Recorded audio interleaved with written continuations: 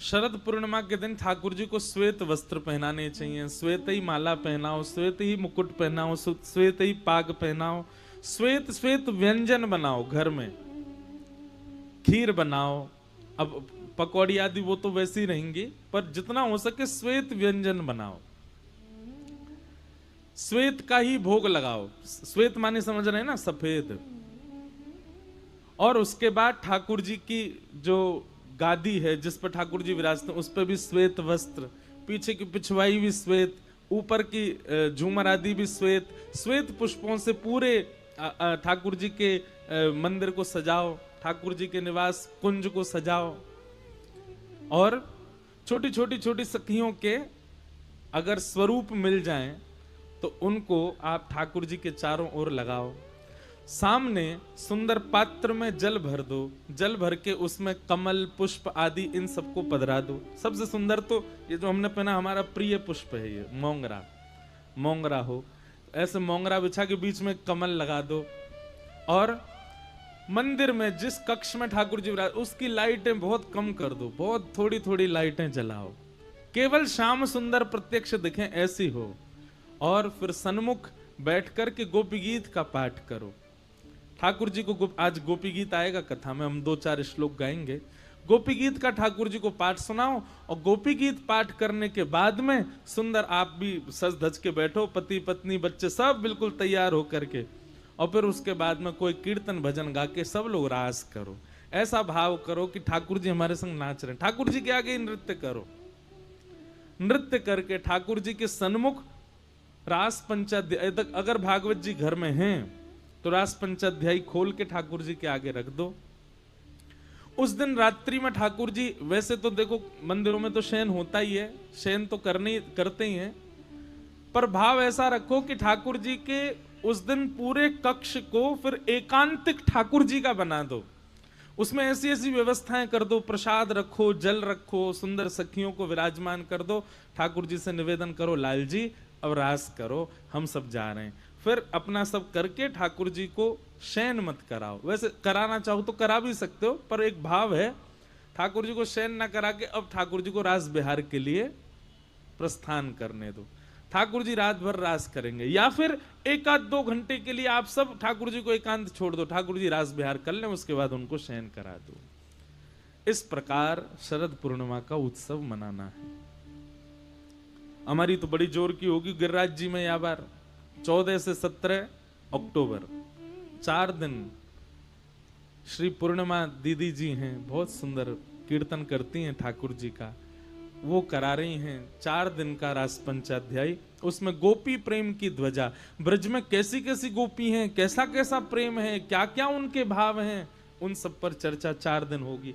3 दिन कथा तो होगी 4 से 7, पर 17 तारीख को शरद पूर्णिमा वाले दिन कथा होगी रात्रि 11 से 1-2 बजे तक, और वो भी पंडाल में नहीं होगी। 3 दिन कथा पंडाल में होगी, 3 दिन बाद फिर 2 किलोमीटर दूर जाएंगे गिरिराज जी की तलेटी, बिल्कुल गिरिराज जी के नीचे बैठ के खुले आकाश में, केवल 2 लाइट व्यास जी पे होंगी, बाकी सब अंधेरे में गुप्त।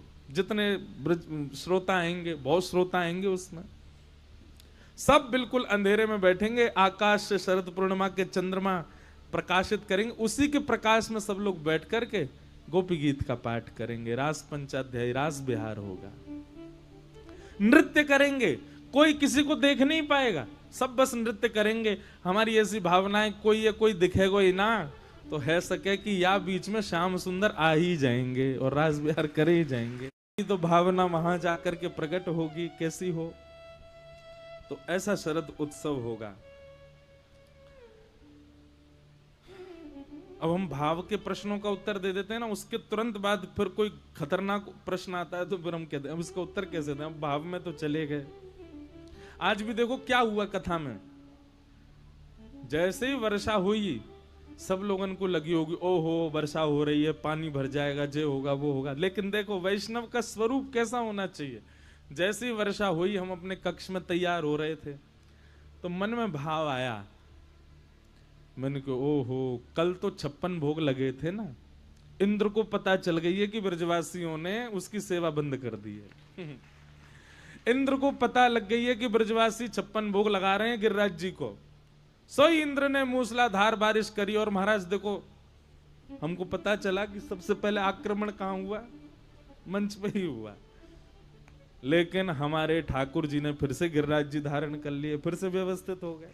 और देखो, जैसे ही ठाकुर जी ने गिरिराज जी धारण किए, ब्रजवासी ने अपने बांस लगा लिए। एक बांस भी लग रहा हो बीच में। बोल गिरिराज धरण की। ओ कैमरा वाले भैया ने दिखाओ बांस। हाँ जे बांस देखो, अभी बस बांस लग गो, अब ये चट चट टूटना और चाहिए। तब होगी पूरी लीला। अच्छा, ये बांस लगे हैं, आप कहोगे एक ही बांस थोड़े ही हो, तो देखो ये जो पिलर लग रहे हैं पंडाल में, ये पूरा गिरिराज पर्वत है। सबन ने अपने अपने लगा रखे हैं, लेकिन भैया इन पे नाइट करो।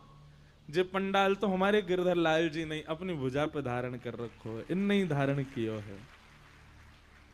तो ये इस बात का प्रमाण है कि ठाकुर जी, कथा केवल शब्द नहीं है, कथा केवल प्रवचन नहीं है, कथा पूरी लीला होती है। और ठाकुर जी उसमें प्रत्यक्षता का अनुभव करा देते हैं। बस कोई करने वाला होना चाहिए। कोई न करो ऐसा अनुभव कि जो गिरिराज लीला ही है रही है। एक दो, अच्छा अब तो सबरीन के हाथ खड़े होंगे झूठे। अच्छा, ये ऐसे भाव भी प्रेमी हृदय के चित्त में ही है सके। सबके हृदय में ऐसे भाव प्रकट नहीं होते। वो हमारी बात सुन के और यूं कह रहे होंगे, जन कहा बोल रहे हैं ब्यास जी, ये भी कोई बात है? बरसा आएगी तो यूं कह रहे हैं गिरिराज लीला। पर यही तो प्रेम की बात है। प्रेम तो आज ठाकुर जी ने प्रत्यक्षता का अनुभव करा दिया कि देखो वास्तव में गिरिराज लीला है। अच्छा, होनी होती तो जोरदार रहती, पर कथा थोड़ी बहुत देर बस अपनो जमा करके रंग और फिर विश्राम कर दो। नहीं, अब कथा होएगी, कथा में सबको विघ्न नहीं हो, तो व्यवस्थित भी हो गया सब। तो ठाकुर जी प्रत्यक्ष हैं, इस बात का अनुभव कराते हैं।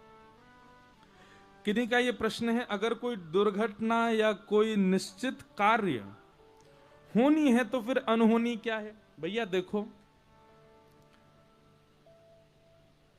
आपका ऐसा भाव है, होई सोई जो राम रची राखा। राम जी ने पहले से ही रचा हुआ है सबके जीवन में क्या होना है क्या नहीं होना, तो फिर अनहोनी क्यों कहते हैं? हम सब कुछ तो होना ही है।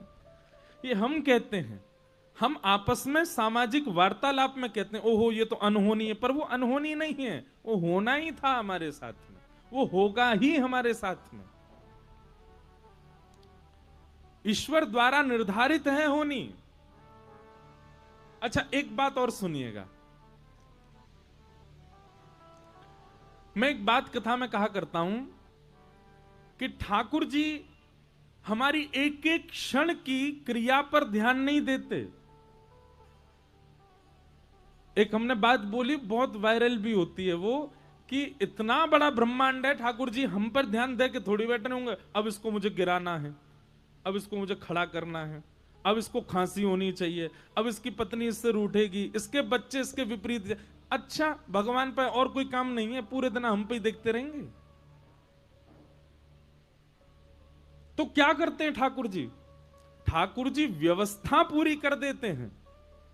जैसे कि आपने बाजार से सब्जी ले आए, मसाले ले आए, व्यंजन ले आए, ला करके माता को घर में दे दिए। माता जी को घिया आ गया, तोरई आ गई, टमाटर आ गए, आलू आ गए, भिंडी आ गई, ये मसाले, लाल मिर्च आ गई, धनिया आ गया, आदि आदि जो भी होता है सब आपने ले जा करके दे दिया। सामग्री देना आपका काम था। अब सब्जी कैसे बनेगी कैसी नहीं बनेगी ये मां के हाथ में है। ठीक वैसे ही ठाकुर जी हमको व्यवस्था दे देते हैं। धन दे दिया, बुद्धि दे दी, नेत्र दे दी, नाक दे दी, जीव दे दी, हाथ दे दिए, पैर दे दिए, स्वभाव दे दिया, गुण अवगुण दोनों हमारे सामने कर दिए। अब उस पर क्या करना है, क्या बनाना है, ये हमारे ऊपर निर्भर है। ठाकुर जी व्यवस्था करते हैं। भैया बालकों बैठ जाओ, बैठ जाओ, छोटी सी लाली है, वह बाहर घुमा लाओ, जाओ। समझ में आई बात? भगवान ने पुलस्त ऋषि के खानदान में भेजा किसको? रावण को। पुलस्त ऋषि सामान्य नहीं थे, देवता भी नतमस्तक रहते थे पुलस्त ऋषि के आगे। ब्राह्मण कुल में भेजा, सारस्वत वंशी ब्राह्मण था रावण। करोड़ों की, खरबों की, अरबों की संपत्ति का उसको स्वामी बना दिया। सोने की लंका में रहता था, मंदोदरी जैसी सुपात्र पत्नी दे दी। लोगों को एक सिर मिलते हैं, उसको 10 सिर दे दे। व्यवस्थाओं में कोई कमी नहीं छोड़ी भगवान ने रावण की में, लेकिन उन व्यवस्थाओं का दुरुपयोग किया। उस दुरुपयोग का परिणाम आज भी लाखों वर्षों से रावण का पुतला जलता है दशहरा मैदान में। ठाकुर जी व्यवस्था दे देते हैं, ठाकुर जी आपको सब कुछ आपके सामने धर देते हैं। अब ये है, इतना है, किसी को सीमित देते हैं, किसी को ज्यादा देते हैं। अब इस पर तुम क्या बना सकते हो, ये तुम्हारे ऊपर है। समझ में आई बात? ऐसा है। तो इसलिए अनहोनी कुछ नहीं है, सब होना ही है। हमारी भाषा में अनहोनी शब्द होता है। फिर ये प्रश्न है, अब ये हमको समझ में कम आया, इसको बाद में बोलेंगे। फिर किसी का भाव है कि अंतर्मुखी कैसे बने। अंतर्मुखी कैसे बने? हम अपने छोटे से छोटा और बड़े से बड़ा अनुभव भी अपने शरीर के सबसे करीबी संबंधी को भी ना बताएं, ऐसा कैसे हो? आप बाहिर्मुखी कब होते हो? जब आपके अंदर यह भाव होता है कि आप कुछ हो, आप में कोई गुण है, इसलिए आप बाह्यमुखी होते हो। सदैव यह मानना कि जो भी मेरे पास है, जैसा भी मैं हूं, जो भी कुछ है, ये सब ठाकुर जी की कृपा से है। आप अपने आप अंतर्मुखी हो जाओगे। और दूसरी बात, जब आपकी संगत जो होती है, जिनके पास आप उठते बैठते खाते पीते हो, जब वे शुद्ध होते हैं, वे पवित्र होते हैं, वे सत्संगी होते हैं, तो उनके मध्य बैठने से अंतर्मुखिता आती चली जाती है। समझ में आई बात? आप बाहिर्मुखी क्यों हो? कुछ भी करने के बाद तुरंत गा देते हो, ये मैंने किया, ये तो ऐसे हुआ, मैंने किया, मैं तो ऐसा हूं, मैं तो। एक तो ये मैं शब्द सबसे गंदा शब्द है। हम कथा में कहा करते हैं, सतयुग का राक्षस, उसका नाम है हिरण्यकश्यप। नाम कितना बड़ा। त्रेता में नाम राक्षस का थोड़ा छोटा हो गया, क्या? रावण, 3 अक्षर का। द्वापर में राक्षस का नाम और छोटा हो गया, कंस, 2 शब्द का। कलयुग में और छोटा हो गया, 1 अक्षर का, क्या? मैं। ये मैं पना निकालिए अपने अंदर से। और एक बात सुनिए, जो नाम जप करते हैं, उर्दपुंड लगाते हैं, कंठी पहनते हैं, वैष्णव भेष में रहते हैं, वृंदावन आते जाते रहते हैं, उनमें तो मैं पना होना ही नहीं चाहिए। मैं नहीं। हम कुछ नहीं कर रहे हैं, सब ठाकुर जी की कृपा से। मैं नहीं, मेरा नहीं, यह तन किसी का है दिया, जो भी अपने पास है वह धन किसी का है दिया। देने वाले ने दिया, वह भी दिया किस शान से।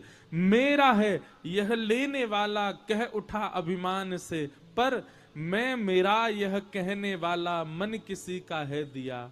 मैं नहीं, मेरा नहीं, यह तन किसी का है दिया। हम एक बात कहते हैं, समझ में किसी को नहीं आई, ताली सबने बजाई। आई समझ में? सुना दो चलो हमको। सुनो अब एक बात, आप बाहिर्मुखी क्यों हो? क्योंकि आप खुद को